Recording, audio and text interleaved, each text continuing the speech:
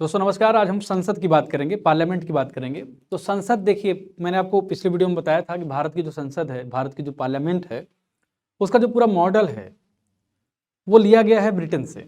भारत की जो संसदीय व्यवस्था है, मैंने कहा कि भारत की जो संसदीय व्यवस्था है, भारत की संसदीय व्यवस्था को कहाँ से लिया गया है दोस्तों? तो भारत की संसदीय व्यवस्था को लिया गया है ब्रिटेन से। मैंने आपको बताया था पिछले वीडियो में। अब अगर ब्रिटेन से लिया गया है तो ब्रिटेन की तरह ही भारत के संसद में दो सदन है। एक सदन है लोकसभा, दूसरा सदन है राज्यसभा। जैसे ब्रिटेन में एक सदन है lord house, house of lords, और दूसरा है क्या, हाउस ऑफ कॉमन्स। तो हाउस ऑफ कॉमन्स जो है वो निचला सदन होता है जैसे लोकसभा होती है, और हाउस ऑफ लॉर्ड्स उच्च सदन होता है जैसे भारत में राज्यसभा होती है। तो हम यहाँ राज्यसभा से शुरुआत करेंगे। पहले तो ये समझ लीजिए कि कि भारत में जो संसद का प्रावधान है वो भारत के संविधान के भाग 5 में है, अध्याय 2 के अंतर्गत अनुच्छेद 79 से 122 तक है। ये चीज आप याद रख लीजिए। ये चीज एग्जाम में पूछ सकता है कि भारत में संसद का जिक्र किन अनुच्छेदों के बीच किया गया है, किस भाग में किया गया है। भाग 5 अध्याय 2 अनुच्छेद 79 से 122 तक भारत में संसद का जिक्र है। अब भारत में संसद के बाद हम ये देखेंगे, संसद के जिक्र के बाद, कि पहला सदन जो है वो राज्यसभा है या दूसरा सदन। पहले दूसरे में मत जाइए, निचला सदन और उच्च सदन। उच्च सदन राज्यसभा है। राज्यसभा का उल्लेख जो किया जाता है वो भारत के संविधान के अनुच्छेद 80 में किया गया है। ये भी प्रश्न इंपॉर्टेंट है आपके एग्जाम के लिए, पूछ लेगा कि भारत में राज्यसभा का प्रावधान, राज्यसभा संबंधित प्रावधान अनुच्छेद किस में मिलते हैं? तो आप याद रखिए कि अनुच्छेद 80 में मिलते हैं। अब ये पूछ सकता है कि राज्यसभा में अधिकतम सदस्यों की जो संख्या है वो कितनी है? वो 250 है, और इसका कार्यकाल जो होता है वो 6 साल होता है। कुछ चीजें और हैं कि राज्यसभा कभी डिसॉल्व नहीं होती, कभी विघटित नहीं होती है। हर 2 साल पे, हर 2 वर्ष पे क्या होता है कि 1/3 सदस्य नए बन जाते हैं, यानी रिटायर होकर नए सदस्य बन जाते हैं। यानी ये अनवरत सदन है। लोकसभा की तरह नहीं है कि 5 साल में जो है 5 साल में डिसॉल्व हो जाए या 5 साल में विघटित हो जाए और फिर से चुनाव हो और सारे सदस्य नए चुनकर आए। इसमें ऐसा नहीं होता। ये एक अस्थायी सदन होता है। और राज्यसभा जो होती है वो राज्यों का प्रतिनिधित्व करती है, यानी राज्यों को रिप्रेजेंट करती है केंद्रीय विधायिका में। यानी लोकसभा और राज्यसभा दो अगर सदन हैं तो राज्यसभा जो है वो राज्यों को रिप्रेजेंट करती है। जैसे अमेरिका में आपने सुना होगा कि अमेरिका में सीनेट है, सीनेट है, वो जो है अमेरिका के राज्यों को रिप्रेजेंट करती है। लेकिन अमेरिका और राज्यसभा में, भारत की राज्यसभा में एक अंतर है। जैसे अमेरिका के सीनेट में वहां के जो 50 राज्य हैं वहां हर राज्य से 2 सदस्य हैं, यानी 100 सदस्य सीनेट में होते हैं। लेकिन भारत की राज्यसभा में ऐसा नहीं है। भारत में राज्यसभा का जो निर्माण होता है, राज्यसभा में जो मेंबर होते हैं वो राज्यों से चुनकर आते हैं, लेकिन वो जनसंख्या के अनुपात में चुनकर आते हैं। किसके अनुपात में? वो जनसंख्या के हिसाब से चीजें बदलती हैं। जैसे उत्तर प्रदेश में 80 सदस्य हैं, उत्तर प्रदेश में 31 सदस्य हैं, 31 सदस्य। उत्तर प्रदेश में 31 मेंबर हैं, और कई राज्यों में अलग अलग मेंबर मिलते हैं। तो ये चीज आप जो है समझ लीजिए। तो राज्यसभा का जो पूरा मामला है वो सीनेट से इसलिए अलग है कि सीनेट में पर स्टेट 2 सदस्य होते हैं, जबकि राज्यसभा में अगर भारत की बात किया जाए तो भारत में हर स्टेट से सदस्य अलग अलग होते हैं, और वो अनुपात होता है जनसंख्या का। जनसंख्या के अनुपात के हिसाब से वो चीज़ें तय होती हैं। ये चीज़ आप समझ लीजिए, ये चीज़ आप अच्छे से जान लीजिए, समझ लीजिए, जिससे आपको कोई दिक्कत ना हो। तो उत्तर प्रदेश में 31 सदस्य होते हैं जैसे मैंने आपको बताया, और सबसे बड़ा स्टेट है और यहाँ की जनसंख्या ज़्यादा है, इसलिए 31 सदस्य यहाँ पे होते हैं। यानी जितनी ज़्यादा जनसंख्या होगी उतने ज़्यादा सदस्य होंगे। अब हम लोकसभा की चर्चा करेंगे। जब हम लोकसभा की बात करते हैं तो लोकसभा की बात करते हुए दिमाग में रखिए, जहन में रखिए, जब भी हम लोकसभा की चर्चा करते हैं, थोड़ा सा आपको मैं बात कर लूँ थोड़ा सा। जब हम लोकसभा की बात करते हैं, जब हम बात करते हैं लोकसभा की, तो कुछ चीज़ें आप समझ लीजिए। पहली बात तो लोकसभा में सबसे पहले तो जान लीजिए कि निचला सदन है। निचला सदन है, 5 साल में डिसॉल्व हो जाता है, 5 साल में विघटित हो जाता है नई सरकार बनने के साथ साथ। इसके अतिरिक्त ये सदन ज़्यादा शक्तिशाली होता है, ज़्यादा शक्तिशाली होता है। जैसे वित्त के मामले में, बजट के मामले में ये सदन ज़्यादा शक्तिशाली होता है। और जो मंत्रिपरिषद होती है, जो कैबिनेट होती है या मिनिस्टर ऑफ काउंसिल्स होती है, या मिनिस्टर ऑफ काउंसिल्स जो होती है यानी मंत्रिपरिषद, वो जो है लोकसभा के प्रति उत्तरदायी होती है। अब ये सवाल आपके दिमाग में आएगा, वो इसलिए आएगा कि लोकसभा के प्रति कैबिनेट या मंत्रिपरिषद क्यों उत्तरदायी होती है। तो इसका सीधा सा जवाब है, लोकसभा के जो सदस्य होते हैं लोकसभा के जो सदस्य होते हैं वो डायरेक्टली जनता द्वारा चुने जाते हैं। वो डायरेक्टली किसके द्वारा चुने जाते हैं? ये जनता द्वारा चुने जाते हैं। और आपको अच्छी तरह पता है कि जनता में, डेमोक्रेसी में जनता में शक्ति व्याप्त होती है, जनता ही शक्ति की असली हकदार होती है। इस भावना को, लोकतांत्रिक भावना को कैसे संविधान में दिखाया गया है? इस लोकतांत्रिक भावना को इसी उद्देश्य से दिखाया गया है कि जब जनता डायरेक्टली इन सदस्यों को चुन रही है तो ये जो मंत्री होंगे, मंत्रिमंडल होगा, ये मंत्रिमंडल जिसको कार्यपालिका कहा जाता है, कार्यपालिका जिसमें प्रधानमंत्री सबसे शक्तिशाली या समकक्षों में प्रथम होता है, तो कार्यपालिका अगर जनता के प्रति रिस्पॉन्सिबल होगी तो किस फॉर्म में हो सकती है, कैसे हो सकती है?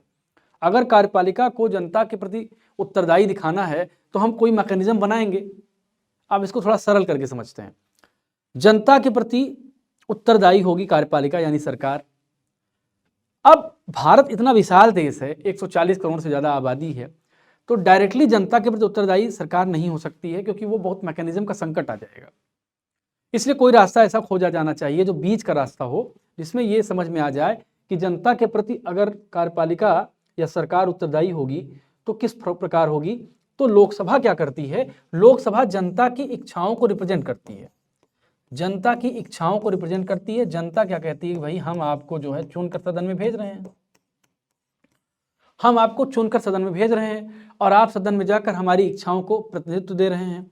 अलग अलग लोकसभा के मेंबर, आपने देखा होगा कई सारे सांसद होते हैं, मंत्री सवाल पूछते हैं कि फलाने जगह पे आपने क्या कार्यक्रम किया, रेलवे लाइन क्यों नहीं बनाई, कब तक बन जाएगी, अगर आपने प्रोजेक्ट पास कर दिया है। तो इस तरह के प्रश्न आपने देखा होगा कि सदन में पूछे जाते हैं। तो ये प्रश्न एक्चुअली जनता के प्रश्न होते हैं। तो जनता को रिप्रेजेंट करने के लिए सांसद चुने जाते हैं और सांसदों के प्रति उत्तरदायी कौन होगा? सरकार होगी, यानी इनडायरेक्टली जो सरकार होगी वो जनता के प्रति उत्तरदायी होगी। इसीलिए लोकसभा के प्रति जो है ये मिनिस्टर्स और सरकारें ये लोकसभा के प्रति उत्तरदायी होती हैं। राज्यों के बारे में अगर हम बात करें, थोड़ा विश्लेषण करें, तो जैसे लोकसभा होती है केंद्र के स्तर पर, वैसे राज्यों में विधानसभा होती है। हालांकि कुछ राज्यों में विधान परिषद का भी प्रावधान है, विधान परिषद भी वहाँ पे है, लेकिन वहाँ विधानसभा जहाँ पर है तो विधानसभा राज्यों की इच्छाओं को अभिव्यक्ति देते हैं। तो जो राज्य सरकारें होती हैं, जो राज्य मंत्रिमंडल होता है, वो राज्य की विधानसभा के प्रति उत्तरदायी होता है। ये एक लोकतांत्रिक भावना है, एक डेमोक्रेटिक फीलिंग है, डेमोक्रेटिक एक पर्सपेक्टिव है कि लोकतांत्रिक जो संरचना होती है। आप समझिए लोकतंत्र में केंद्र में होता कौन है? अगर आप लोकतंत्र में देखेंगे, डेमोक्रेसी में अगर आप देखेंगे तो डेमोक्रेसी किसके इर्द गिर्द घूमती है? तो ये पीपल को आप सिटीजन भी कह सकते हैं, नागरिक कह सकते हैं, ये नागरिकों के ही इर्द गिर्द घूमती है। यानी नागरिक ही पूरी सरकार, पूरी व्यवस्था के केंद्र में होता है और नागरिकों का कल्याण ही केंद्र में होता है। तो नागरिकों के इच्छाओं की अभिव्यक्ति के लिए जो मैकेनिज्म, जो चीज़ें बनाई जाती हैं, जो मशीनरी बनाई जाती है, उसमें केंद्र में नागरिक होता है। तो नागरिक अगर केंद्र में होगा तो नागरिक जो है जिसको चुनेगा भाई। इतना बड़ा देश है तो इसमें ऐसा तो है नहीं कि डायरेक्ट नागरिक कहेंगे भैया कि अब तुम कल मंत्री थे, आज नहीं बन सकते, आज मैं वोटिंग करके तुमको हटा रहा हूँ। इससे बचने के लिए एक संकट हो जाता है मैकेनिज्म का, तो उससे बचने के लिए क्या किया जाता है? ये चीज़ किया जाता है। तो ये चीज़ एक थोड़ा सा आप मैकेनिज्म समझ लीजिए कि लोकसभा के प्रति जनता, लोकसभा के प्रति मंत्री क्यों उत्तरदायी होते हैं। ये आपको समझ में आ गया होगा, मैंने जो प्रयास किया बताने का। अब हम चलते हैं लोकसभा में बारे में। चलिए, तो पहले तो देख लीजिए कि लोकसभा की जो संरचना है उसका उल्लेख जो किया गया है वो भारत के संविधान के अनुच्छेद 81 में किया गया है। एक सिंपल सी बात है, इसको आप याद रखिए कि भारत के संविधान के अनुच्छेद 81 में किया गया है। और लोकसभा की अधिकतम जो सदस्य संख्या होती है वो 530 + 20 यानी 550 हो सकती है। 550 ये अधिकतम, मैक्सिमम नंबर हो सकता है। जैसे राज्यसभा में 250, राज्यसभा में 250 है, लोकसभा में 550 है। लोकसभा में राज्यों को जनसंख्या के आधार पर सीटें दी जाती हैं, ये भी बात सही है। भारत में पहली लोकसभा के उपसभापति एम अनंत सैनम अयंगर थे। उपसभापति की चर्चा हो रही है, उपसभापति की, जिसको डिप्टी स्पीकर कहा जाता है। इस समय भारत में कोई डिप्टी स्पीकर लोकसभा में नहीं है, लेकिन भारत में जब भी लोकसभा में डिप्टी स्पीकर की बात होती है तो पहले डिप्टी स्पीकर की बात जब होती है तो एम अनंत सैनम अयंगर की बात होती है। अब एक शब्द होता है कोरम। कहते हैं ना, किसी बिल को, किसी विधेयक को पारित करने के लिए कोरम की आवश्यकता होती है। कोरम का मतलब होता है कि कोई भी लोकसभा की बैठक बुलाई जाए तो कम से कम उतने मेंबर रहें तो आगे काम हो। जैसे मान लो आप 25 दोस्त हो और आप लोग मिलकर एक योजना बनाते हो कि भाई हम यहाँ बैठेंगे, यहाँ चाय पियेंगे, हमारा पढ़ने का स्थान ये होगा, हमारी लाइब्रेरी ये होगी। ये सारी चीज़ें आप करते हैं, दोस्त लोग मिलकर करते हैं।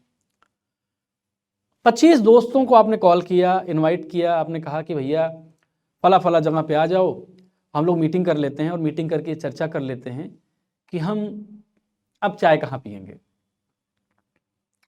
हम ये मीटिंग कर लेते हैं कि पहले क्रिकेट हम कहाँ खेला करते थे, सिविल लाइंस में खेलते थे, अब कहाँ खेलेंगे, अगला इलाहाबाद में है, परेड ग्राउंड में खेलेंगे। तो एक मामला ये बनता है कि अगर 25 दोस्त हैं तो आपको डिसाइड करना पड़ेगा कि कितने दोस्त आ जाएं तो आपका काम शुरू हो जाए।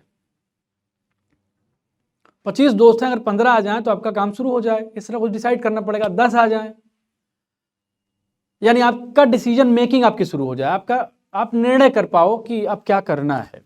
इसी तरह लोकसभा में होता है। तो लोकसभा में कुल सदस्य संख्या जो होती है वो तकरीबन 545 होती है, अधिकतम सदस्य संख्या 550 होती है।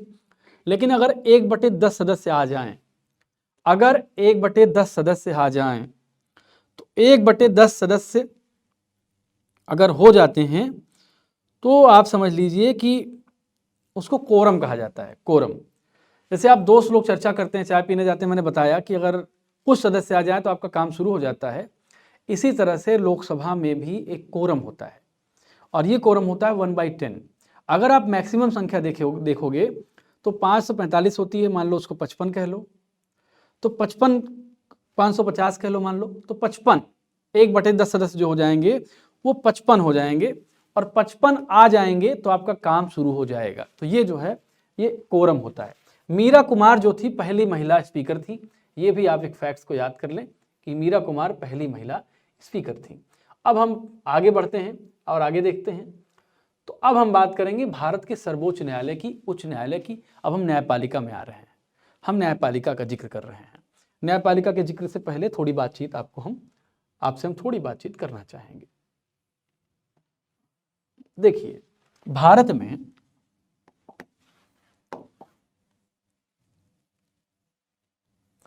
अगर हम भारत की बात करें, इंडिया की बात करें, और सरकार को अगर हम 3 भागों में बांटते हैं, सरकार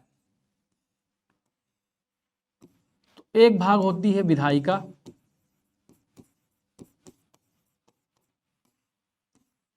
दूसरी भाग होती है कार्यपालिका,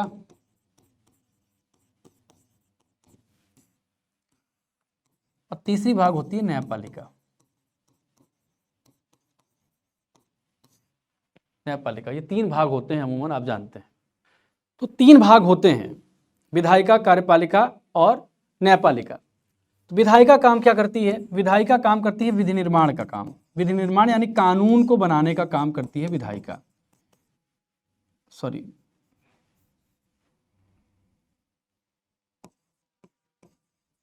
विधि निर्माण का काम करती है। कानून को बनाने का अगर कोई काम करती है तो विधायिका करती है। और विधायिका मैंने बताया 2 भागों में बटी होती है।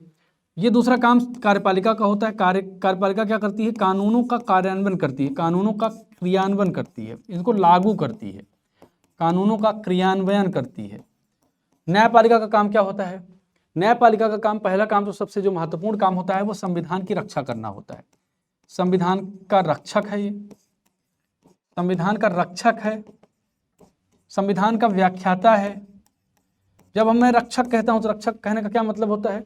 रक्षक कहने का मतलब होता है कि अगर सरकार, कार्यपालिका या विधायिका कोई ऐसा कानून बना दे जो संविधान की मूल भावना के विरुद्ध हो, यानी संविधान में जो मूल दिए गए हैं, जो संविधान निर्माता हमारे थे, जिन्होंने भारत का सपना देखा था, भविष्य के भारत का सपना, अगर कुछ इतर काम कर रही है सरकार या विधायिका काम कर रही है तो उसको ध्यान में रखना, चेक और बैलेंस करना कि भैया तुम रास्ते से भटको नहीं, हम हैं जो ये देखेंगे कि डेमोक्रेसी में बेस जो है, डेमोक्रेसी में जो सबसे इंपॉर्टेंट चीज़ है वो जनता है, और जनता की इंपॉर्टेंस को देखते हुए हम कोई ऐसा काम नहीं करेंगे जो जनता की इच्छा के विरुद्ध होगा। तो ये काम कौन करता है?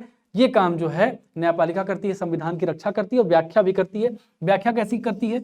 अगर संविधान में कोई प्रावधान, अगर संविधान में कोई प्रावधान बहुत क्लियर नहीं है, बहुत क्लियर नहीं है, तो व्याख्या भी करती है ये। जैसे अभी आपने देखा कि Tamil Nadu governor versus Tamil Nadu state, Tamil Nadu सरकार और गवर्नर के बीच कोई प्रॉब्लम हो गई थी। उन्होंने तमिलनाडु के जो गवर्नर साहब थे वो कुछ बिल इन्होंने पारित किया था, सरकार विधायिका ने तमिलनाडु की, तो उसको इन्होंने संस्तुति नहीं दी, राष्ट्रपति के पास भेज दिया और पेंडिंग कर दिया बिल को। तो ये लोग सुप्रीम कोर्ट चले गए थे, तमिलनाडु सरकार सुप्रीम कोर्ट गई। तो सुप्रीम कोर्ट ने बाद में कहा कि राज्यपाल महोदय आप ऐसा काम ना करिए, क्योंकि विधायिका जो होती है वो जनता द्वारा चुनी जाती है और जनता द्वारा जो निकाय चुने जाते हैं उनका ज़्यादा महत्व होता है। यानी न्यायपालिका ये भी समय समय पर काम करती है। इसके अलावा डिस्प्यूट्स को सुलझाती है जो बड़े मुद्दे होते हैं, और न्यायपालिका की पूरी अपनी हायरार्की होती है। हायरार्की में क्या होता है, एकल न्यायपालिका, भारत में एकल न्यायपालिका है। तो एकल न्यायपालिका का मतलब क्या है कि भारत में जो न्यायपालिका की संरचना है कुछ इस तरह है। भारत में न्यायपालिका की संरचना कुछ इस तरह है।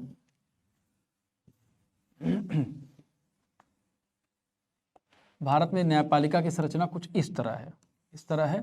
सबसे ऊपर होता है सुप्रीम कोर्ट, जो केवल एक है, दिल्ली में है, ये सुप्रीम कोर्ट होता है। फिर हाई कोर्ट्स होते हैं, हाई कोर्ट्स होते हैं, ये देश में 25 के आसपास हैं। और उसके बाद डिस्ट्रिक्ट कोर्ट्स और डिविजनल और सारे कोर्ट्स जो होते हैं, डिस्ट्रिक्ट कोर्ट्स, अदर कोर्ट्स, जितने अदर कोर्ट्स आते हैं वो होते हैं। अब मैं जब कहता हूं कि एकल न्यायपालिका है तो इसमें एक चीज़ आप ध्यान रखिएगा कि सुप्रीम कोर्ट के अंदर हाई कोर्ट होता है, हाई कोर्ट के अंदर मतलब एक हायरार्की होती है कि सुप्रीम कोर्ट सर्वोच्च होता है।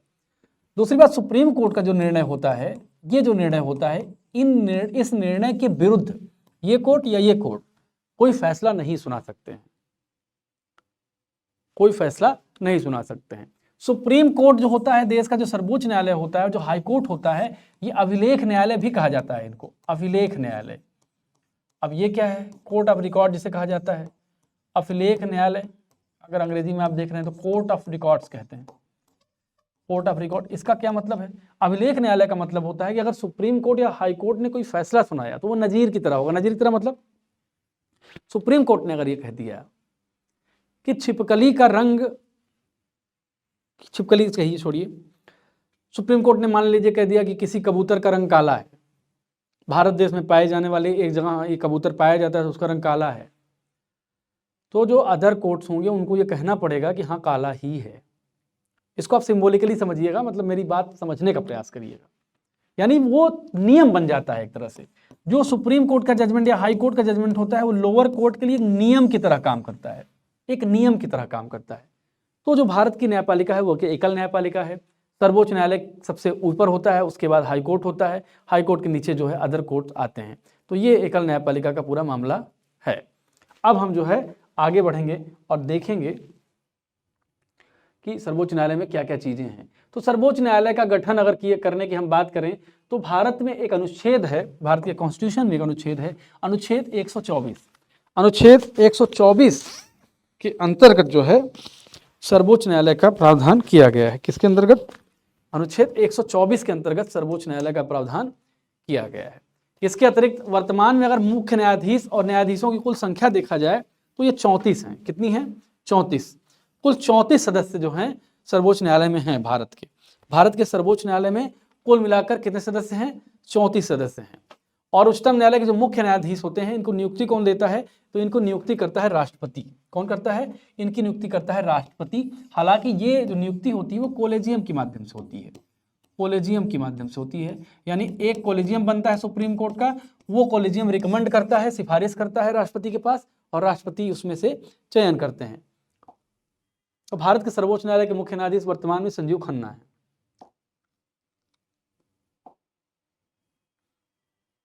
आगे बढ़ते हैं, अब उच्च न्यायालय की चर्चा करते हैं। भारत के संविधान के भाग 6 में अनुच्छेद 214 से 231 तक राज्यों के उच्च न्यायालय के गठन, उनके क्षेत्राधिकार यानी उनका अधिकार कितना होगा, शक्तियों आदि के बारे में जो प्रावधान किए गए हैं वो किए गए हैं।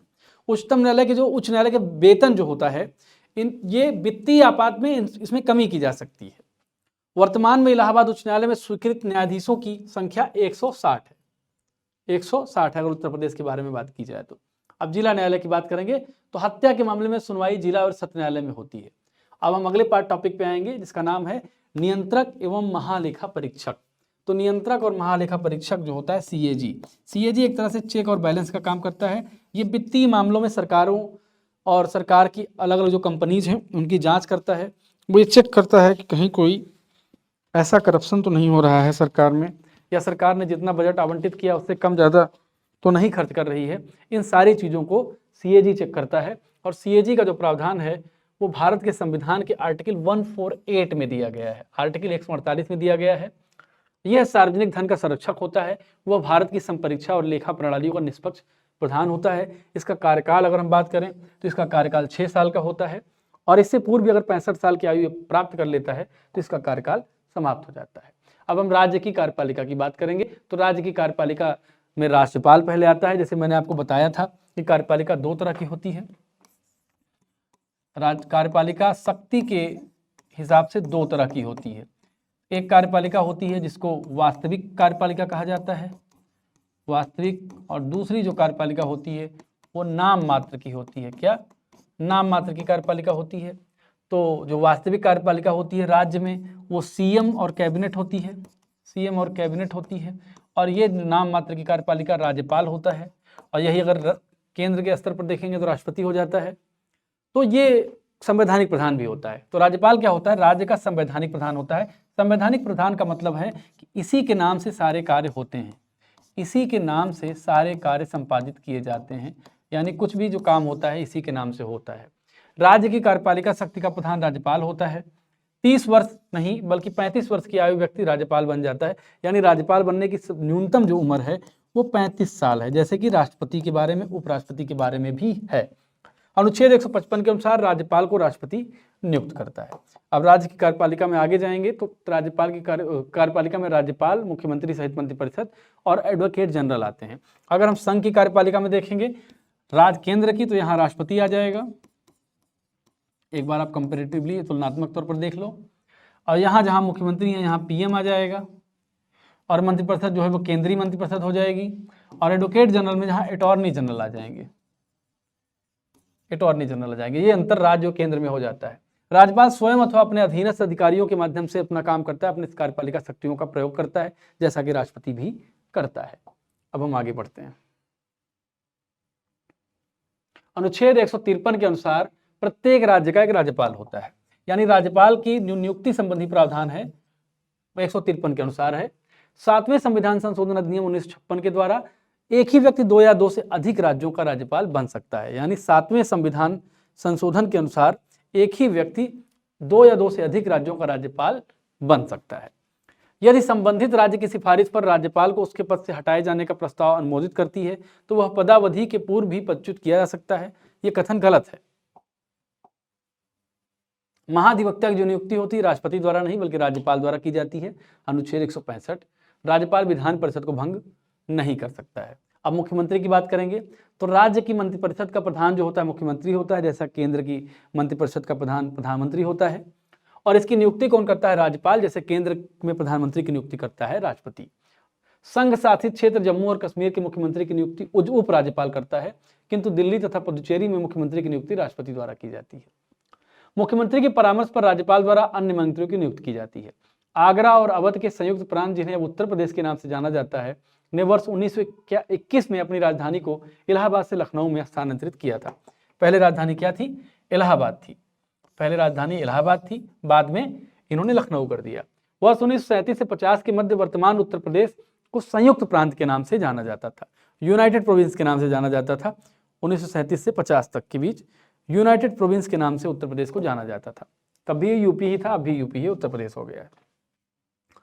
24 जनवरी 1950 को संयुक्त प्रांत का नाम बदलकर उत्तर प्रदेश किया गया था। उत्तर प्रदेश में जिला मजिस्ट्रेट नियुक्त करने का प्राधिकरण उत्तर प्रदेश सरकार द्वारा किया जाता है। मुख्य सचिव का चयन राज्य का मुख्यमंत्री करता है, मुख्यमंत्री को करता है। भारत की पहली महिला मुख्यमंत्री सुचेता कृपलानी वर्ष 1963 से 67 तक के बीच उत्तर प्रदेश की मुख्यमंत्री थी। उत्तर प्रदेश राज्य के पहले मुख्यमंत्री श्री गोविंद बल्लभ पंत थे, जीवी पंत थे। उत्तराखंड 9 नवंबर 2000 में अस्तित्व में आया था। उत्तर प्रदेश का विभाजन करके इसको बनाया गया था। अब राज्य की विधायिका के बारे में हम बात करेंगे। अब संविधान के भाग 6 के अंतर्गत अध्याय 3 में अनुच्छेद 168 से 212 तक, अनुच्छेद 168 से 212 तक राज्यों के विधानमंडल के बारे में उल्लेख है। राज्य विधानमंडल का निर्माण राज्यपाल और राज्य विधानमंडल के सदन, विधानसभा अथवा 2 सदनों विधानसभा और विधान परिषद से मिलकर बनता है। विधान परिषद के बारे में अगर हम चर्चा करें, जो उच्च सदन कहा जाता है, जैसे राज्यसभा होती है, तो अनुच्छेद 169 के अनुसार संसद विधान परिषद का गठन और विघटन कर सकती है यदि संबंधित राज्य की विधानसभा द्वारा इस संबंध में प्रस्ताव पारित किया जाता है, लेकिन कुल सदस्य संख्या के बहुमत और उपस्थित तथा मत देने वाले सदस्यों के कम से कम 2/3 बहुमत से पारित हो तब जो है ये प्रावधान किया जा सकता है। अब हम पंचायती राज की बात करेंगे। पंचायती राज के बारे में बात करते, इसका तात्पर्य ग्रामीण स्वशासन से है। आपको याद होगा जब भारत आजाद हुआ, भारत को जब आज़ादी प्राप्त हुई तो आज़ादी प्राप्त होने के बाद गांधी जी का सपना था कि भारत में ग्राम स्वराज हो, यानी भारत के जो गांव हों वो आत्मनिर्भर बने। भारत के गांव आत्मनिर्भर बनकर प्रगति कर सकते हैं, प्रगति के रास्ते पर चल सकते हैं और उनकी इकोनॉमी जो हो, उनकी अर्थव्यवस्था जो हो, गांधी जी ऐसा सोचते थे कि भारत में जो राज्यों की अर्थव्यवस्था हो, राज्य सेल्फ डिपेंडेंट हों, सेल्फ रिलायंट हों, यानी आत्मनिर्भर हों और अपना उत्पादन स्वयं करके अपना खर्चा पानी निकाल सकें। बहुत सरल शब्दों में कहूँ तो गांधी ऐसा सोचते थे और गांधी के सपनों को आकार देने के लिए, गांधी के सपनों को बेहतर दिशा में देने के लिए एक प्रावधान किया गया था, आर्टिकल 40 का प्रावधान किया गया था। ये प्रावधान किया गया था डीपीएसपी के अंतर्गत, नीति निर्देशक तत्वों के अंतर्गत।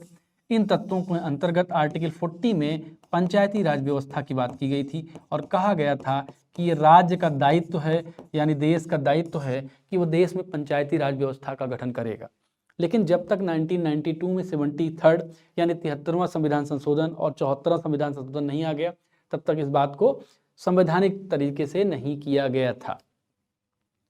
तो पंचायती राज से तात्पर्य स्वशासन पद्धति से है। भारतीय संविधान के नीति निर्देशक तत्वों के अंतर्गत अनुच्छेद 40 के अंतर्गत पहले ही इसके बारे में चर्चा की गई थी और बाद में 73वें संविधान संशोधन 1992 द्वारा पंचायतों को संवैधानिक दर्जा दिया गया। 73वें संविधान संशोधन 92 द्वारा भारतीय संविधान के भाग 9, अब ये चीज आप ध्यान रखना, किसमें? भाग 9 के अंतर्गत अनुच्छेद 243 से 243 आड़ा, ये चीज भैया याद रख लो कि अनुच्छेद 243 से अनुच्छेद 243 आड़ा तक, इसमें जो है पंचायती राज के प्रावधान है भाग 9 में और 11वीं अनुसूची के तहत पंचायती राज की व्यवस्था की गई है। प्रथम पंचायती राज 2 अक्टूबर 1959 को तत्कालीन प्रधानमंत्री जवाहरलाल नेहरू ने पंचायती राज का उद्घाटन राजस्थान के नागौर जिले में किया था। ये प्रश्न कई बार एग्जाम में पूछा जाता है, इसको आप याद रखो। आंध्र प्रदेश दूसरा राज्य था जहां 11 अक्टूबर 1959 को पंचायती राज का शुभारंभ किया गया था। 73वें संविधान संशोधन अधिनियम द्वारा पंचायती राज के त्रिस्तरीय ढांचे, यानी 3 स्तर का ढांचा, ग्राम स्तर पर ग्राम पंचायत, खंड स्तर पर पंचायत समिति और जिला स्तर पर जिला परिषद के गठन की व्यवस्था की गई थी। प्रश्न भी पूछा गया है। अब ऐसे राज्य जिनकी जनसंख्या 20 लाख से ऊपर ना हो, वो खंड स्तर पर पंचायत गठन ना करने की छूट है। अब पंचायती राज से संबंधित प्रमुख समितियां हैं, जैसे बलवंत राय मेहता समिति पहली समिति है, इसका गठन किया गया था 1957 में। अशोक मेहता समिति 1977, जी.वी.के. राव समिति 1985, एल.एम. सिंघवी समिति 1986, पी.के. थोंगन समिति 1988। ये समितियां हैं। पंचायती राज में महिलाओं को 1/3 आरक्षण की व्यवस्था की गई है। इसका कार्यकाल अगर हम बात करें, पंचायती राज के कार्यकाल की बात करें तो 5 साल पंचायती राज का कार्यकाल होता है और अगर पंचायत भंग हो जाए तो 6 माह के अंदर ही चुनाव करवाना जरूरी है। 11वीं अनुसूची में कुल जो विषय हैं वो कितने हैं, ये भी याद रखने वाली बात है। तो कुल 29 सब्जेक्ट्स हैं, 29 विषय हैं। मेघालय, मिजोरम, नागालैंड राज्यों में पंचायतों का गठन नहीं किया गया है। इन राज्यों में एक स्तरीय जनजाति परिषद कार्य करती है। 73वें संविधान संशोधन का अभिपालन करने वाला प्रथम राज्य कौन था?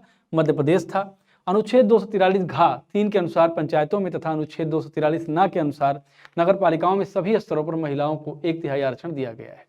अब नगर पालिकाओं की चर्चा करेंगे, जिसमें नगर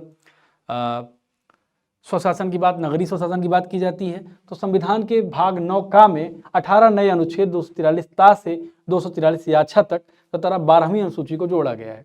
इसमें जो है नगर राज्य की बात की गई है। 12वीं अनुसूची में कुल 18 विषयों का उल्लेख है। मैंने कहा कि पंचायती राज में अगर सब्जेक्ट की बात करोगे आप, अगर पंचायती राज में सब्जेक्ट की बात करोगे तो 29 है, और अगर ये क्या बोलते हैं कि नगर प्रशासन की अगर बात करें, नगर स्वशासन की बात करें, तो इसमें कुल मिला के 18 विषयों का उल्लेख है। ये दोनों चीज़ें आप याद रखिए, एग्जाम में पूछा जाता है। इसमें नगर पालिकाओं से संबंधित प्रावधान भी किए गए हैं। नगर पालिकाएं मुख्यतः 3 प्रकार की होती हैं: नगर पंचायत, नगर पालिका परिषद, नगर निगम। नगर पालिकाओं का अगर कार्यकाल हम देखें तो इनका कार्यकाल 5 साल होता है। 1688 में मद्रास में नगर निगम की पहले स्थापना की गई थी, सबसे पहले। और भारत में लॉर्ड रिपन को स्थानीय सुशासन का पिता कहा जाता है।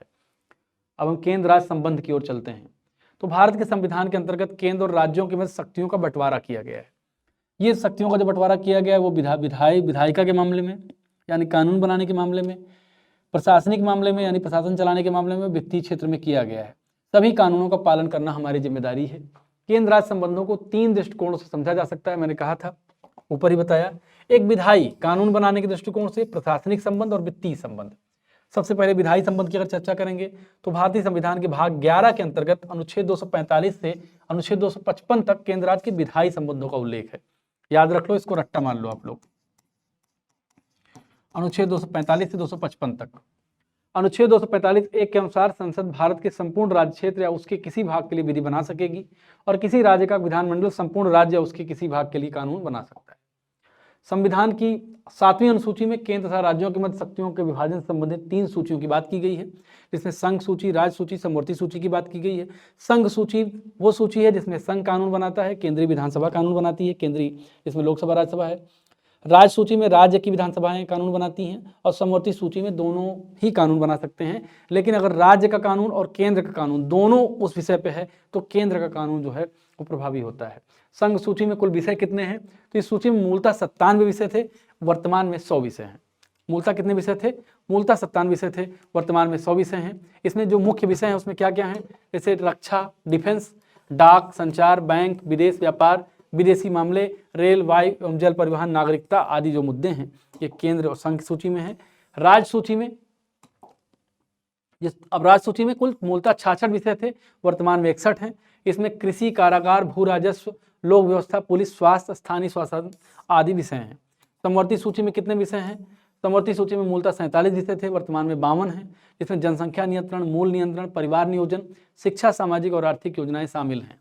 अनुच्छेद 247 के अंतर्गत संसद को अधिकार है कि वह संघ सूची के विषय से संबंधित विधि के संदर्भ में अधिक अच्छे प्रशासन हेतु कुछ अतिरिक्त न्यायालयों की स्थापना कर सकती है। इसके अतिरिक्त अवशिष्ट सूची में वो विषय शामिल होते हैं जो तीनों सूची में नहीं है और इन पर केंद्र जो है कानून बनाता है, केंद्र कानून बनाता है। आगे बढ़ेंगे हम लोग। संविधान के अनुच्छेद 248 के अनुसार अवशिष्ट विधायी शक्तियां संघीय संसद को सौंपी गई हैं। अब राज्य सूची के विषयों पर संसद की जो शक्ति होती है, अनुच्छेद 249 के तहत यदि राज्यसभा अपने उपस्थित और मत देने वाले सदस्यों के 2/3 बहुमत से राज्य सूची के किसी विषय को राष्ट्रीय हित में घोषित कर दे तो जो है उस पर जो है केंद्र कानून बना सकता है। परंतु इस प्रकार की विधि 1 साल के लिए प्रभावी रहती है और अनेक बार इसको बढ़ाया भी जा सकता है इसी प्रावधान से। अनुच्छेद 250 के तहत राष्ट्रीय आपात के समय संसद को राज्य सूची के विषयों पर भी कानून बनाने का हक है। अनुच्छेद 251 की अगर हम बात करें तो यदि संसद द्वारा अनुच्छेद 249 और 50 के अधीन बनाई गई विधियां और राज्यों के विधानमंडल द्वारा बनाई गई विधियों में अंतर पाया जाता है तो संसद द्वारा जो विधि बनाई जाएगी वो प्रभावी होगी। अनुच्छेद 252 की अगर हम चर्चा करें तो अनुच्छेद 252 के तहत 2 या 2 से अधिक राज्यों के लिए उनकी सहमति से विधि बनाने की संसद की शक्ति और ऐसी विधि का किसी अन्य राज्य द्वारा अंगीकार किया जाना उल्लिखित है। अनुच्छेद 253 के अनुसार संसद को अंतर्राष्ट्रीय करारों को प्रभावी करने के लिए भारत के संपूर्ण राज्य क्षेत्र या उसके किसी भाग के लिए कोई विधि बनाने की शक्ति प्रदान की गई है। जब कोई राज्य राष्ट्रपति शासन के अंतर्गत अनुच्छेद 356 लागू हो जाता है तो राज्य का बजट संसद पारित करती है, ध्यान रखिएगा। यदि राज्यपाल अनुच्छेद 356 के अधीन राष्ट्रपति को रिपोर्ट दे दे कि राज्य का शासन संविधान के हिसाब से नहीं चल रहा है तो राष्ट्रपति राज्य सरकार को बर्खास्त करने का निर्देश दे सकता है। अब हम आएंगे प्रशासनिक संबंध पे। तो भारतीय संविधान के भाग 11 के अंतर्गत ही अनुच्छेद 256 से 263 तक, अनुच्छेद 256 से 263 तक प्रशासनिक संबंधों का उल्लेख है।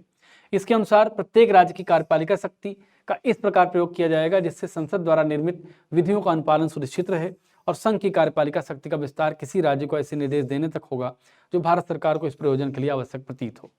अगर अनुच्छेद 257 की हम बात करेंगे तो संघ सरकार कुछ दशाओं में राज्यों पर नियंत्रण रखती है। इस अनुच्छेद के अनुसार क्या होता है? प्रत्येक राज्य की कार्यपालिका शक्ति का प्रयोग इस प्रकार किया जाएगा जिससे संघ की कार्यपालिका शक्ति प्रभावित ना हो, यानी राज्य ऐसा कोई काम ना कर दें जिससे संघ का कार्यक्षेत्र प्रभावित ना हो और संघ की कार्यपालिका शक्ति का विस्तार किसी राज्य को ऐसे निर्देश देने तक होगा जो भारत सरकार को इस प्रयोजन हेतु आवश्यक प्रतीत हो। अब अनुच्छेद 258 की अगर हम चर्चा करें तो राष्ट्रपति किसी राज्य सरकार की सहमति से उस राज्य सरकार को या उसके अधिकारियों को ऐसे किसी विषय से संबंधित कृत्य जिन पर संघ की कार्यपालिका शक्ति का विस्तार है सशर्त या बिना शर्त सौंप सकेगा। अनुच्छेद 258 के तहत किसी राज्य का राज्यपाल भारत सरकार की सहमति से उस सरकार को या उसके अधिकारियों को ऐसे विशेष संबंधित कृत्य जिन पर राज्य की कार्यपालिका शक्ति का विस्तार है सशर्त या बिना शर्त सौंप सकेगा।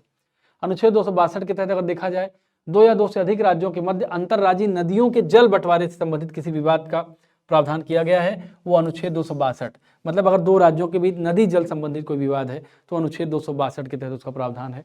263 के तहत क्या है, राष्ट्रपति अंतर्राज्यीय परिषद का गठन कर सकता है। इसका प्रमुख कार्य केंद्र और राज्यों के बीच समन्वय स्थापित करना है। अंतर्राज्यीय परिषद की सबसे पहली बार स्थापना 1990 में हुई थी, इसको भैया याद कर लो, बहुत इंपॉर्टेंट है ये। 1990 वेरी इंपॉर्टेंट, इसको याद रख लो। प्रधानमंत्री तथा उसके द्वारा मनोनीत 6 कैबिनेट स्तर के मंत्री सभी राज्यों और संघ शासित प्रदेशों के मुख्यमंत्री और प्रशासक इसके सदस्य होते हैं। इस परिषद की अब तक 12 बैठकें हो चुकी हैं। इसकी बैठक अध्यक्षता प्रधानमंत्री करता है। एक जिले में सामान्य प्रशासन का प्रमुख जिला अधिकारी होता है। अब हम वित्तीय संबंध की बात करेंगे। अब भारतीय संविधान के भाग 12 में वित्तीय संबंध अनुच्छेद 268 से अनुच्छेद 293 तक का उल्लेख है। 265 के अनुसार कोई कर विधि के प्राधिकरण से नहीं आरोपित या संग्रहित किया जा सकेगा, अन्यथा नहीं। यानी कोई टैक्स, अगर कोई टैक्स जनता पे लगाना है तो उसके लिए कानून बनाना पड़ेगा। बिना कानून के पारित हुए जनता पर टैक्स नहीं लग सकता है, ये प्रावधान है। भारतीय संविधान के अनुच्छेद 266 के तहत संचित निधि की व्यवस्था है। इसी निधि से संसद की अनुमति के बाद ही धन की निकासी होती है। राष्ट्रपति समेत कई अन्य पदाधिकारियों को वेतन और भत्ते संचित निधि पर ही भारित होते हैं। अब संविधान के अनुच्छेद 267 में आकस्मिक निधि की चर्चा की गई है। विशेष राष्ट्रपति की विशेष अनुमति से विशेष परिस्थितियों में इससे पैसा निकाला जाता है। अनुच्छेद 281 के तहत राष्ट्रपति वित्त आयोग द्वारा की गई प्रत्येक सिफारिश को उस पर की गई कार्यवाही के स्पष्टीकरण ज्ञापन सहित संसद के प्रत्येक सदन के समक्ष रखवाता है। केंद्र राज्य संबंधों पर विचार करने के लिए न्यायमूर्ति R.S. सरकारिया की अध्यक्षता में जून 83 में एक सरकारिया आयोग का गठन किया गया था। कब? जून 1983 में। बी शिवरामन तथा S.R. सेन इसके अन्य 2 सदस्य थे। इस आयोग ने जनवरी 88 में अपनी रिपोर्ट सौंपी थी। केंद्र राज्य संबंधों से संबंधित अन्य आयोग समितियां राजमन्नार समिति है 1969 में और पुंछी आयोग है 2007 में। ये चीजें हैं।